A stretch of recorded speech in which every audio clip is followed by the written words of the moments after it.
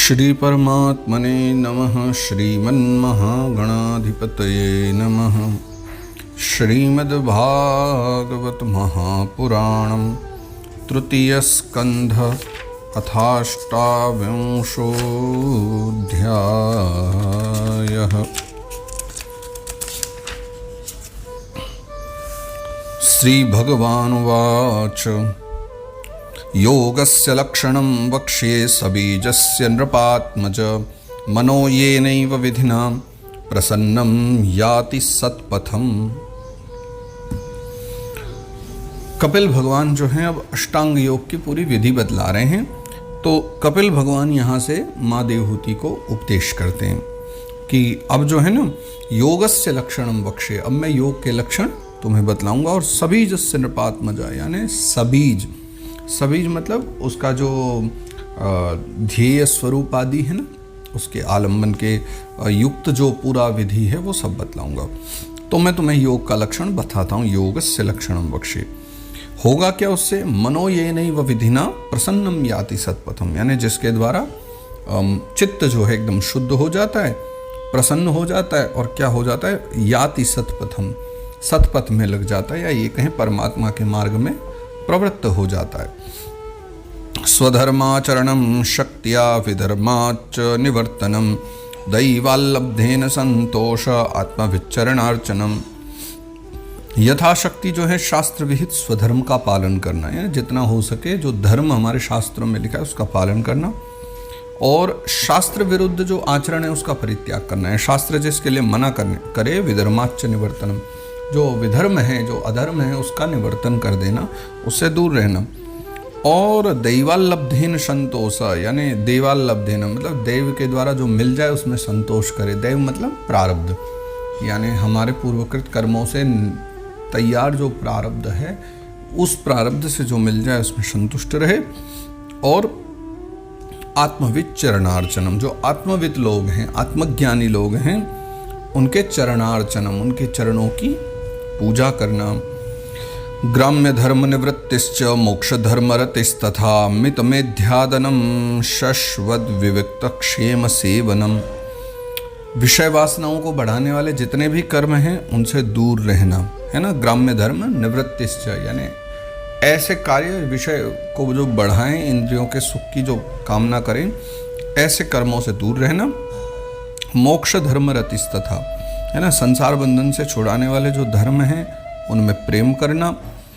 पवित्र और परिमित भोजन करना, यानी भोजन शुद्ध हो, सात्विक हो, परिमित हो, ठीक है ना। निरंतर एकांत शाश्वत विविक्त क्षेम सेवनम, जितना हो निरंतर एकांत और निर्भय स्थान में रहना। निर्भय इसलिए जहाँ किसी प्रकार का भय ना हो, यानी इंद्रिय आदि भी जहाँ विकलित ना हो, ऐसे स्थान पर रहना। तो बाजार के बीच में रहोगे तो मिठाइयों की गंध देख देख करके खाने का मन करेगा।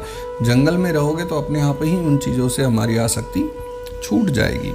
तो इस प्रकार से रहना। अहिंसा सत्यमस्तेयम यावदर्थ परिग्रह ब्रह्मचर्यम तपः शौचम स्वाध्याय पुरुषार्चनम।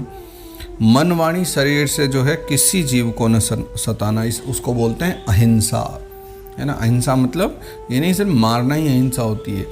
मन, वाणी और शरीर, यानी मन से भी किसी को नहीं मारा जाए, वाणी से भी किसी पर प्रहार न किया जाए और शरीर से भी न मारा जाए, इसको हमारे यहाँ अहिंसा बोला गया।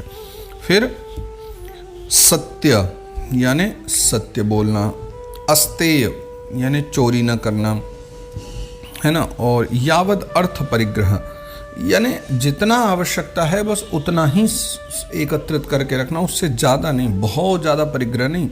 यावद अर्थ परिग्रह यानी जितनी आवश्यकता है बस उतनी ही, है ना, आवश्यकता से अधिक जो है वस्तुओं का संग्रह नहीं करना है। और ब्रह्मचर्यम तपः शौचम, ब्रह्मचर्य का पालन करना, तप यानी तप का पालन करना, है ना। और शौच, शौच माने बाहर भीतर से पवित्र रहना, भीतर से भी और बाहरी प्रकार से भी शुद्धता। और स्वाध्याय पुरुषार्चनम, स्वाध्याय मतलब जो शास्त्र हैं उनको पढ़ना, और पुरुषार्चनम यानी भगवान की पूजा करना। ये सब विधि हैं अष्टांग योग वाले को, ये सब जो है धीरे धीरे पालन करना पड़ेगा।